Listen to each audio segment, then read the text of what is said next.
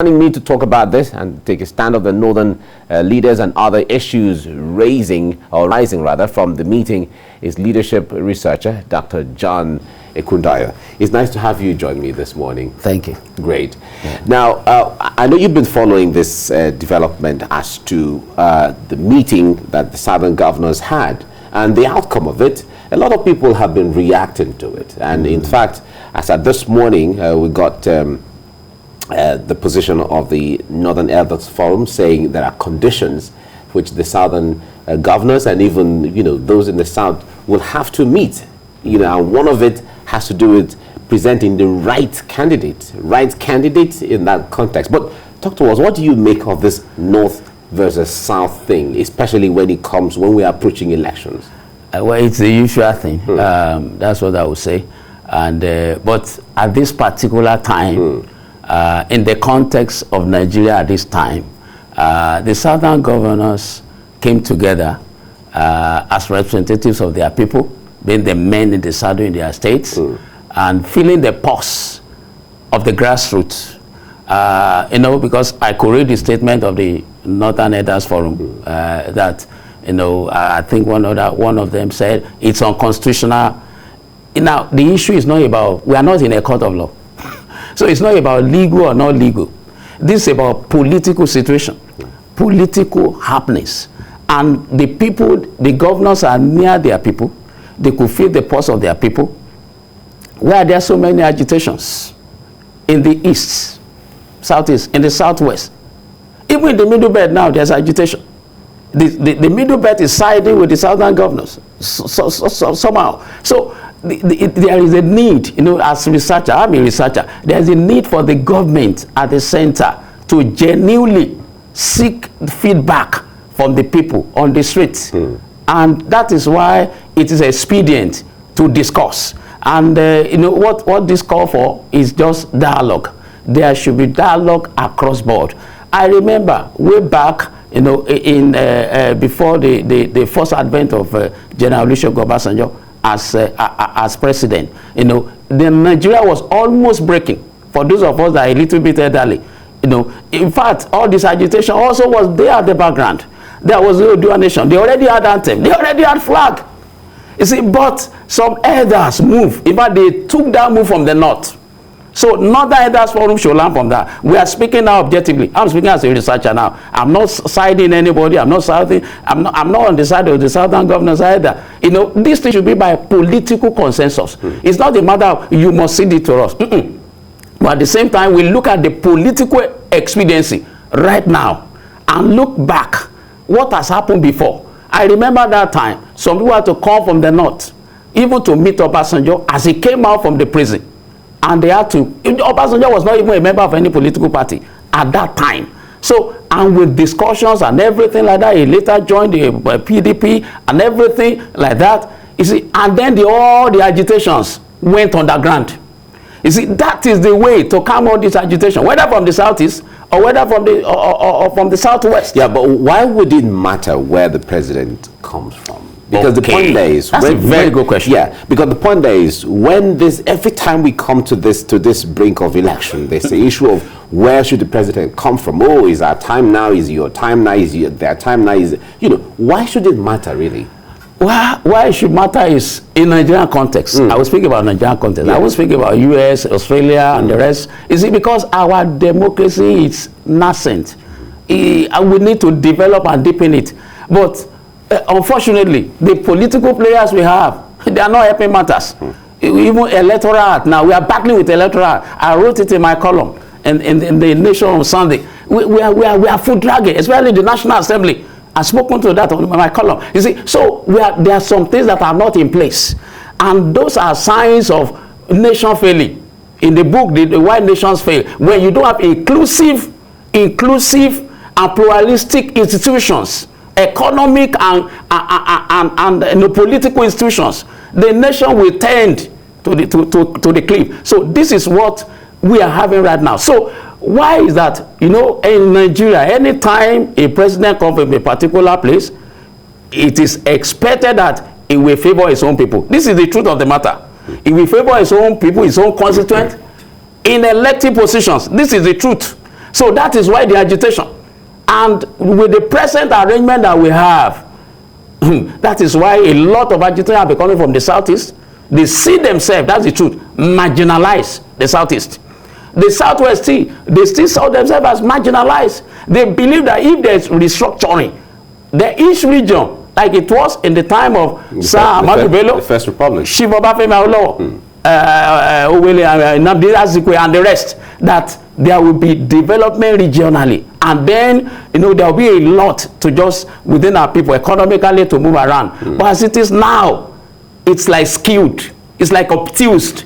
That's the truth, and that's why we're having this situation, and that's why people are saying, okay, I want president to come from my side, so that if he comes from my side, this is our own. But is it still that because our elite, that are leaders, as the case may be, and who are enlightened, well-traveled, understand political systems across the world, would you say that they have a good understanding of how these things are? Because the point there is, if the president comes from your place, the development of the place doesn't necessarily change because the president comes from there. The president, just like we've been discussing almost every day, the president we've had presidents from various states. All the states that have presented presidents have not necessarily been better off because the president came from there. So why do we not have that understanding yet?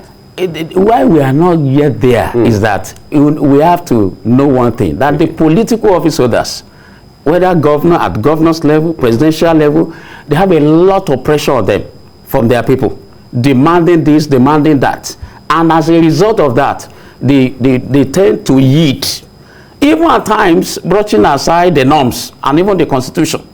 And that is why, but when we develop fully, when we have inclusive institutions, political and economic institutions, everybody will come to maturity. What would it take to get that political institution and economic institution that will balance and ensure that the system works? What it will get there is that when we begin, now you mentioned the elites, the other time. You see, the elites are really be our problems because most of them, they are not partaking in the political process.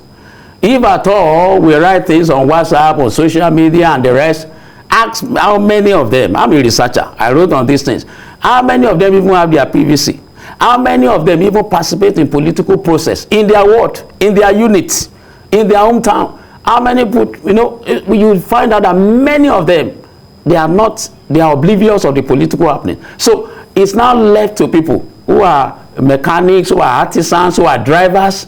They are the one in the majority participating in the political process, and they choose for us. Just like Pastor Tunde Bakari once said that the worst of us, unfortunately, are ruling the best of us, and that is why the system is lopsided. So we need more of the elites to come. I'm happy with what is happening in Anambra State with the governorship candidates coming up, and all of them are exposed. Now it is not just enough there. They need now to galvanize the elites, the professionals, the people in the business world. They need to galvanize them into participating in politics, into speaking to their people, so that the right choice will be made. Then we will be developing. Then we will be coming up. All right. We have often had, in fact, right from the pre-independence era, we've always had this North versus South dichotomy, polarization, or exactly the dichotomy between the two sides when it comes to politics. And it was one of the things the founding fathers were battling at that time. And if you see from the First Republic to the Second Republic to the seeming Third Republic, and even now, we still have these issues. What can Nigeria do to dissolve or to diffuse that dichotomy and bring a more unified front of North and South, and then we talk about Nigeria instead of us against them or them against us? Now, I will take you back to the First Republic. If we had not had the military coup, we would not be where we are today. The military coup of 1966, thereabout, caused problem for us, because right at that time we were really at federal structure. We have the regions in the southwest. You can see development. You can see COCOAs, you can see WNTV, WNBS, Shibaba. In the north, you can see the Granite Pyramid. In the east, you can see the oil palm. You see the region developing. Now, we need to go back there. We are saying Federal Republic of Nigeria, but in reality, to leadership researchers, we are not operating federalism. And that is why you see people like Femi Falana and all the rest speaking with passion. This is not federal. So if we need to go back to the drawing board, it is still about restructuring. It's still about rearrangement. You see, so that, like I said before, it can be inclusive. You see, if some people are excluded in statistics, there's something we call outlier. It's like your data, is just somewhere far away. And then you see some that are grouping together. So how do you classify the outlier? In most cases where you are resolving, you just cut it off.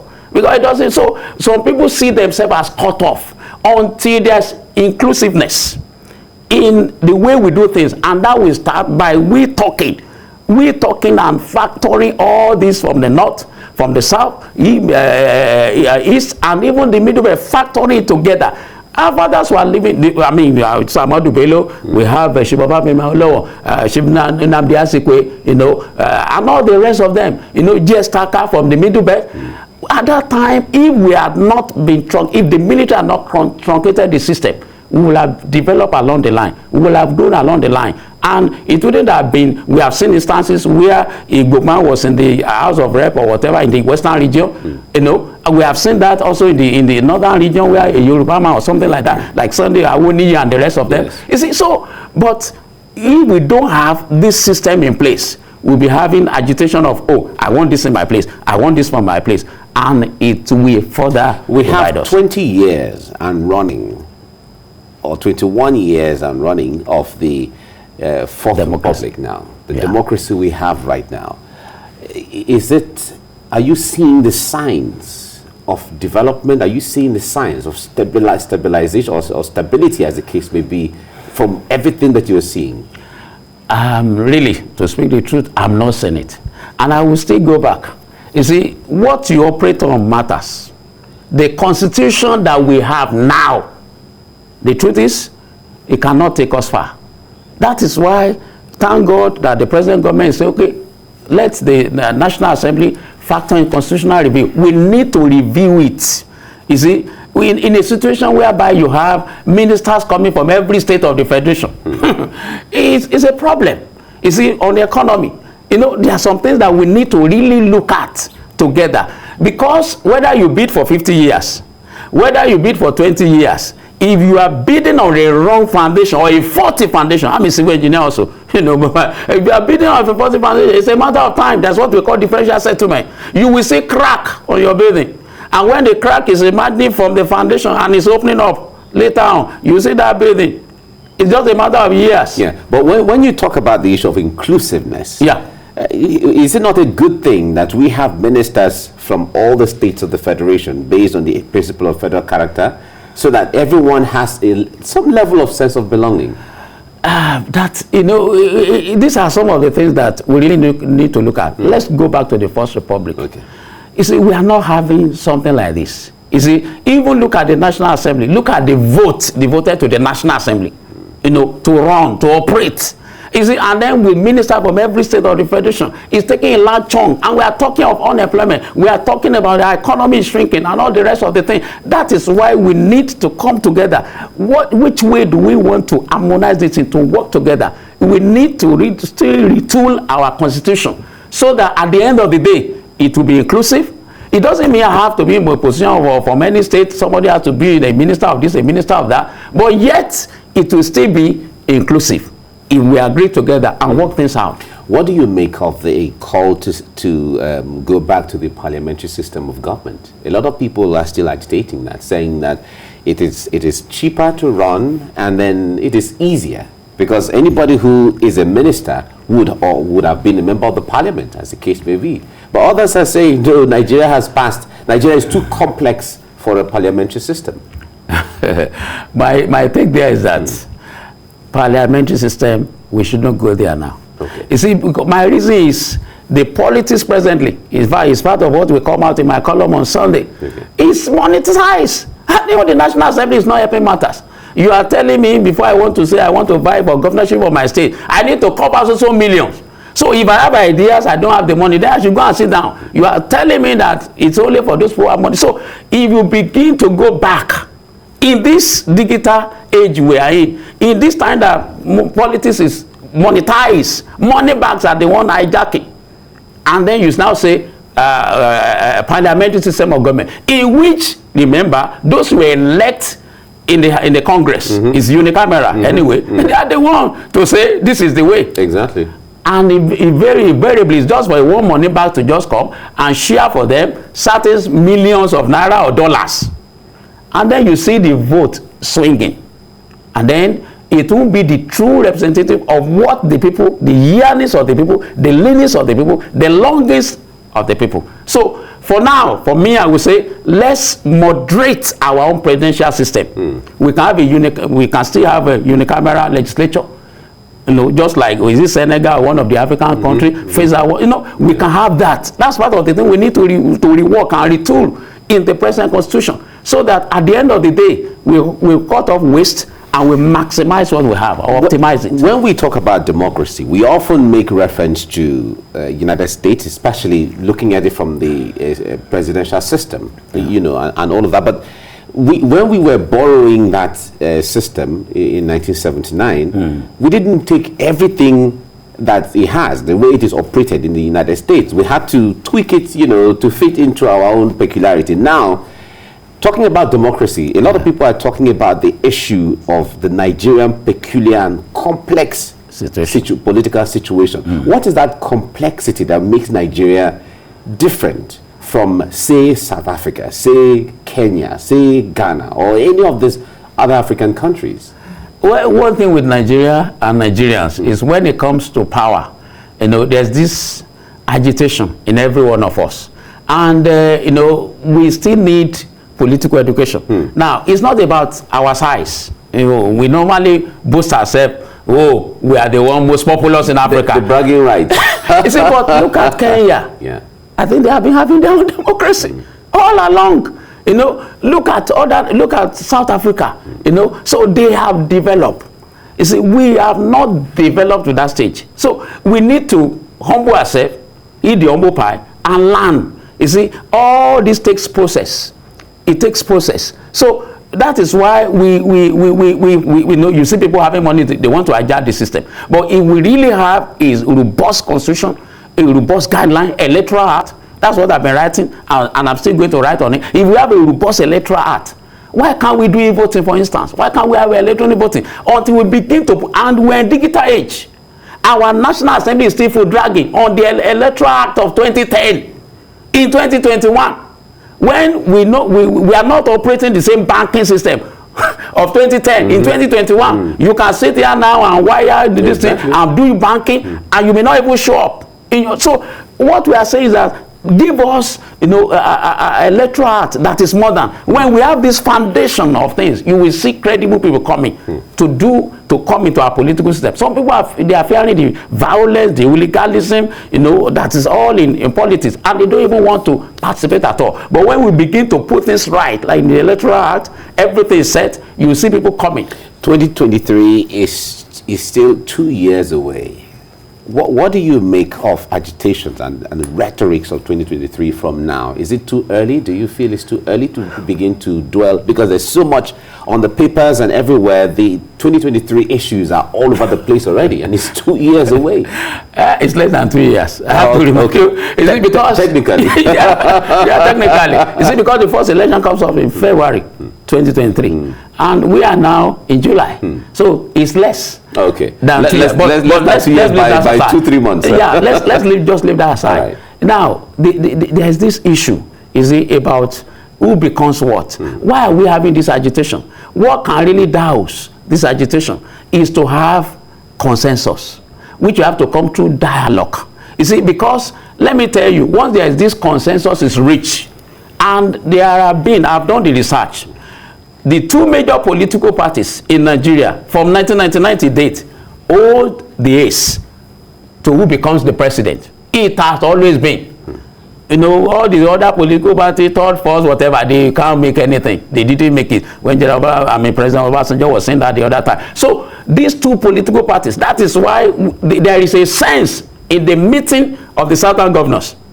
Because both of them, many of them, they are from PDP or APC, you know, the two parties together. So if at the end of the day, the two political parties could just have a consensus, who do you really want? It's not just a matter of where that person comes from. You see, but on certain characteristics, like, I will give an instance, like when Obasanjo was to be made the president, at that time, Nigeria was already drifting. This Odua nation was agitated silently. It was not because it was under military. So they couldn't come out open as this that time. But I still remember that they had flag, they had national anthem, all was playing on the ground. But somehow some people have to think, and this was from the north. So I expect those people also now to look at what is going on, not sentimentally, not emotionally, but now to look at it objectively and say, oh, we want to deliver our country. We don't want Nigeria to go in smithereens. You see, because the agitation is not just Yoruba, it's not just Igbo now. You have even Middle Belt. You are even having the John Nation going to taking Nigeria to UK or whatever. I don't know. You see, you are even having from Akwa Ibom. You know, so how many do we want to divide to? Smithereens or what? We cannot contain that. So we need to come together. We need to aggregate our thoughts together and in unanimity come together and say, okay, because of this political expediency, it's not going to be written. It's not constitutional. It's not about constitution now. We are talking about politics now. And politics is about people interacting together. Influential, dynamic relationship, interactions, interfacing until there is a kind of consensus. And then we now say, okay, this is the way we want to go. And I tell you, when this happens, all this agitation, you will see, will just die down. We have seen it before. It will go down. And then we still need to go back to our constitution. Because it will be something, it will still rear up ugly head again. We must not forget, even when we get a consensus, we need to reward this constitution. And we must do it. Both our people in the political class and the legislature have to work together, not see themselves as politicians. Politicians win election, but statesmen, they see to the progress of the country. The country has held several constitutional conferences where issues were discussed. Nigerians gathered, you know, whether they call them the wise men or the elders or the think tank, as the case may be, at one point or the other. Yeah. And they came up with resolutions. It doesn't matter who was supposed to and was not there, who was not supposed to be there, that was there, but then issues were aggregated and articulated. What do you make about the issue of visiting or revisiting those documents? We've had them about 2 or 3 major times since this dispensation. Now, even during the time of President Goodluck Jonathan, we had one. In 2014. Now, I think it's resting on the shelf somewhere. So, there were fine recommendations, really. You see, but then, we didn't do anything about it. Now, we are calling for another dialogue. It's still okay, but then let's also bring that of 2014. I remember it was 2014. People like Falana and the rest participated there. So, let's bring it up and see, with the present situation in which we have found ourselves, and then we can retweak, we can even bring on a new thing. So I'm still for Ross talking. You see, and across board, this talking has to be. You see, because if not, we may just say we are solving the situation now, but in the future, it will still rear up its ugly head again. All right, Dr. John Ekundayo, thank you so much for coming on the program. Thank you for having me. Really appreciate you. Thank you. Thank you.